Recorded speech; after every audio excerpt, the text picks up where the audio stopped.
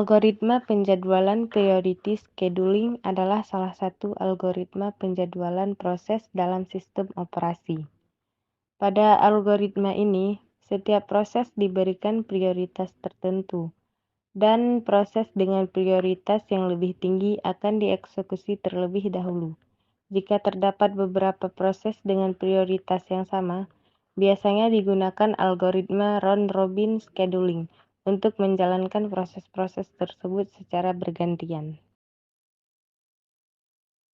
Priority scheduling bersifat preemptif atau non-preemptif.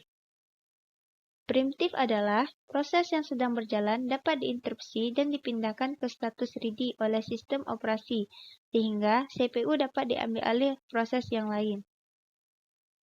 Non-preemptif adalah proses yang sedang berjalan tidak dapat disela atau tidak dapat diambil alih oleh proses yang lain.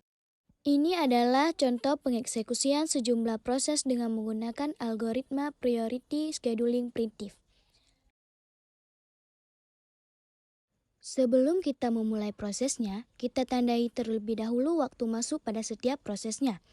P1 di titik 0, P2 di titik 3, P3 di titik 5, P4 di titik 7, dan P5 di titik 12. Kita mulai pada detik 0, yaitu dengan menggunakan P1 sebagai prosesnya. Kemudian berhenti di detik 3, dan dilanjutkan oleh P2, dikarenakan priority pada P2 lebih tinggi daripada P1. Kemudian, P2 berhenti di detik 7. Kenapa P2 tidak berhenti di detik 5? Itu karena prioritas dari P2 lebih tinggi daripada P3. Sedangkan P4 prioritasnya itu lebih tinggi daripada P2. Jadi, kita lanjutkan dengan P4, kemudian berhenti di detik 12. Dan dilanjutkan dengan prioritas yang paling tinggi selanjutnya, yaitu proses yang berprioritas 2. Dikarenakan ada dua proses yang berprioritas 2, maka kita ambil proses yang masuknya lebih awal, yaitu P2. Karena sebelumnya P2 sudah dijalankan sebanyak 4 detik, dan lama proses dari P2 adalah 8, jadi kita hanya perlu mengeksekusikan 4 detik lagi. Jadi berhentinya di detik 16. Dan melanjutkan dengan P5 yang memiliki prioritas yang sama dengan lama proses 10. Dilanjutkan dengan P1 yang berprioritas 3, karena waktu masuknya yang lebih awal daripada P3 yang memiliki prioritas yang sama. Karena sebelumnya P1 sudah dijalankan sebanyak 3 detik dan lama prosesnya adalah 11, jadi kita hanya mengeksekusikan 8.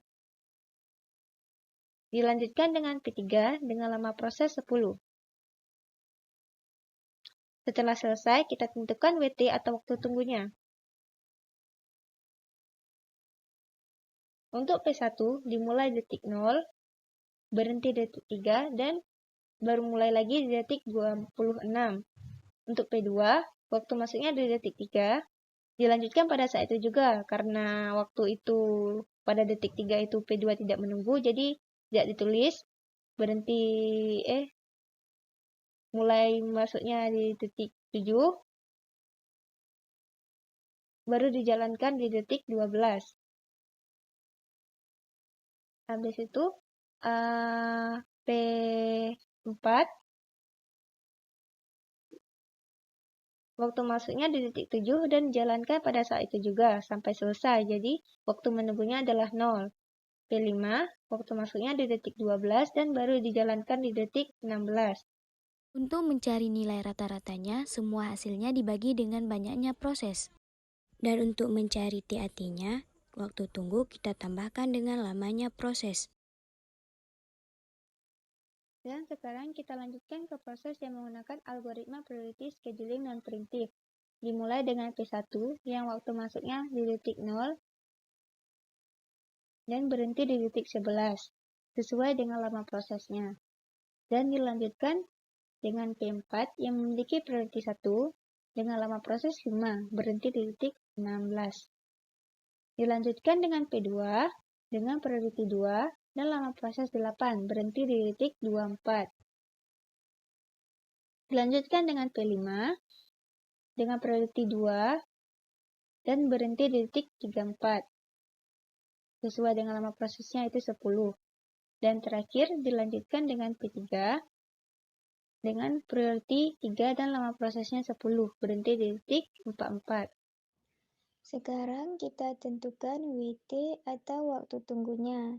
Karena dia non-preemptive, caranya waktu mulai kita kurangkan dengan proses.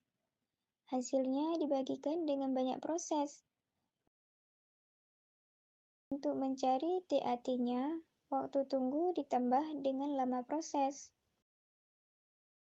Itu tadi adalah pengertian dan pembahasan dari algoritma priority scheduling.